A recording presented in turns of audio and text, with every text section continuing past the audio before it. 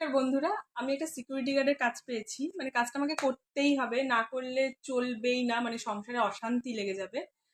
Just because আমার এই কিছুক্ষণ আগে বিকাল থেকেই আমার রাইভাগিনী ননদিনী অনেকক্ষণ দিয়ে বলছে বৌদি টাকা দাও টাকা দাও, কারণ ও স্মুথনিং করবে। তো আমি সিকিউরিটি গার্ডের কাজটা পেয়েছি আর করব। সেটা বাইরে কোথাও না, বাইরে কোথাও করলে সমস্যা হয়ে যাবে, কারণ আমার ছানাপোনা আছে। তো সেটা হচ্ছে এই যে একে পাহারা দেওয়ার কাজ পেয়েছি। এ যখন আমাকে ফরমাইশ করবে আমি উঠে বসবো, ওকে পাহারা দেব। আর ও কিছুক্ষণ মানে বিছানায় শোবে, তারপরে আবার কিছুক্ষণ কোলে উঠে আসবে, এটাই ওর ইচ্ছা। ওর এখন মতামত, আমি এখন কোলে থাকবো, আমি এখন নিচে থাকবো না। এই আমার কাজ শুরু হয়ে গেছে। আর এইদিকে আমার মেয়ে এই যে কি করছে, ও সৃজা ভদ্র, তারপরে কি লিখেছে শ্রাবন্তী, শ্রাবন্তী রায়, মানে আমাদের ফ্যামিলি সবার নাম লিখছে।